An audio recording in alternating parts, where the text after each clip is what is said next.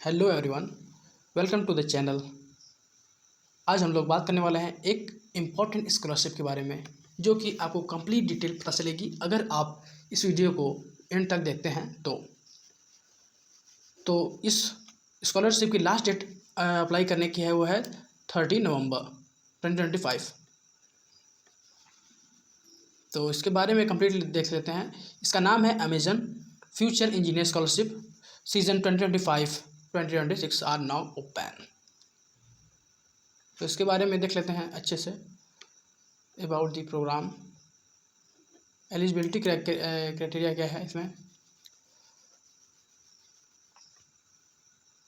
Eligibility criteria की बात करें तो applicant to the AIFE Amazon future engineers FFE scholarship must be Indian citizen qualifying the below eligibility.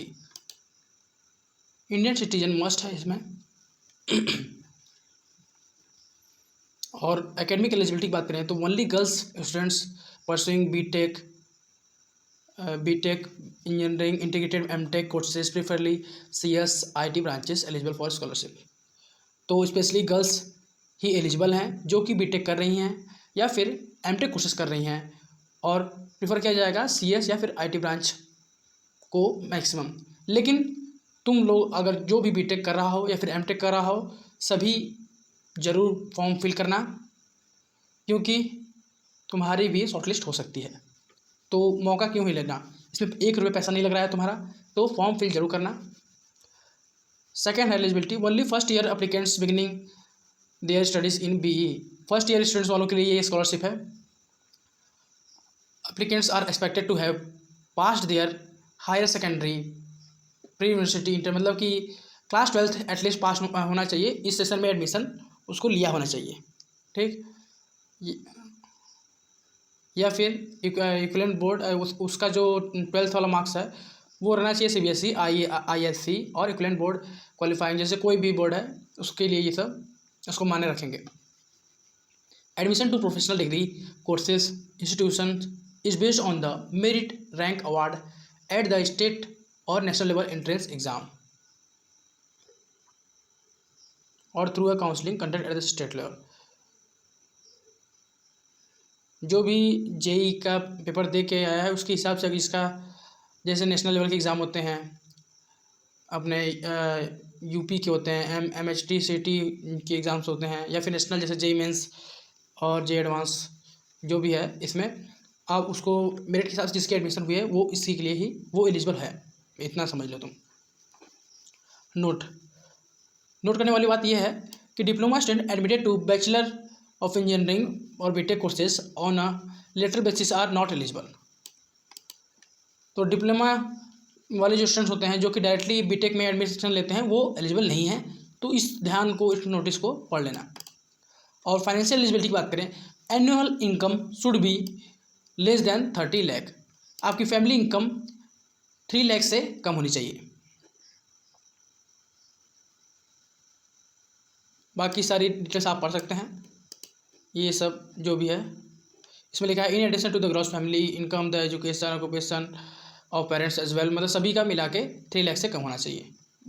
इसकी ये तो हो गई आपकी फाइनेंस वाली बात। अब अवार्ड इन्फॉर्मेशन के बारे में कि मतलब भैया स्कॉलरशिप कितना मिलेगा। अगर if selected recipient the student will receive scholarship award of 50,000 per year until graduation, मतलब 50,000 पर ईयर आपको मिलेंगे। आप 4 ईयर का आपका प्रोग्राम होगा तो आपको 4 साल मिलेंगे, कंप्लीट 2 लाख रुपीज़ आपको मिलेंगे, 50,000 हर साल मिलेगा। तो ये बहुत बढ़िया अपॉर्चुनिटी है, तो इसको ज़रूर से ग्रैब करने की कोशिश करना। और awards are renewable each year until bachelor degree is earned. तो यही है कि हर साल का नाम है रिन्यू कराना होगा अनटिल अनलेस आपकी बैचलर डिग्री कंप्लीट ना हुई हो, ठीक। This AIFE FFE scholarship Amazon is available to all students, preferably girls, is irrespective of applicant caste, community और religion। मतलब ये है कि ये जो स्कॉलरशिप है वो सभी के लिए है, ये इसमें वो कोई कास्ट का हो या कम्युनिटी हो या फिर रिलीजन, इसमें कोई मतलब नहीं रखता, बस गर्ल्स होनी चाहिए।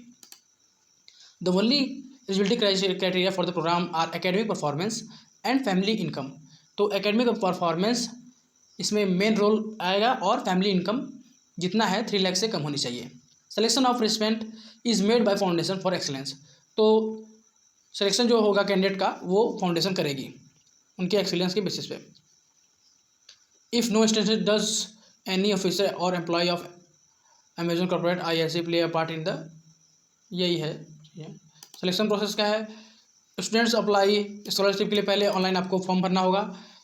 फिर उसके बाद once student eligibility is determined, students are connected to one FFE distributed network of volunteer. मतलब हर स्टेट में इनके वॉलंटियर होते हैं और इसके अंदर आते हैं 27 स्टेट में ये अवेलेबल है। तो जो फैसिलिटेटर्स होंगे वो सभी के फैमिली मेम्बर को जानेंगे, पहले चेक करेंगे वर्चुअली। फिर उसके बाद वेरिफिकेशन के बाद आपको आपकी एकेडमिक क्रेडेंशियल क्या है, फैमिली बैकग्राउंड क्या है, हर चीज़ का वेरिफिकेशन होगा और आपके डॉक्यूमेंट सही हैं कि नहीं। फिर उसके बाद ये जो शॉर्ट लिस्टेड वाले होंगे वो मेंशन किया जाएगा आपके फॉर्म में।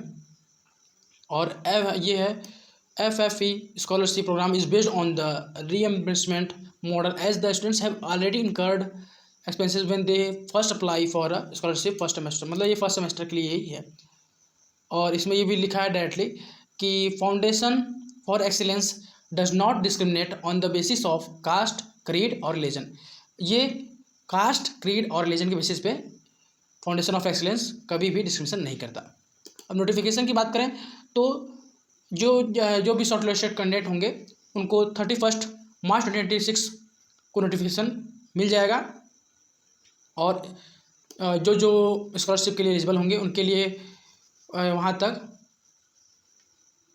उनका मतलब वेरिफिकेशन और सिलेक्शन हो गया रहेगा। The selection will happen on a merit cum application basis. Merit के ऊपर आपको मिलेंगे। Not all applicant to the program will be selected as aspirant. इसमें सीधा लिखा गया है कि सभी एप्लीकेंट सेलेक्ट नहीं होंगे।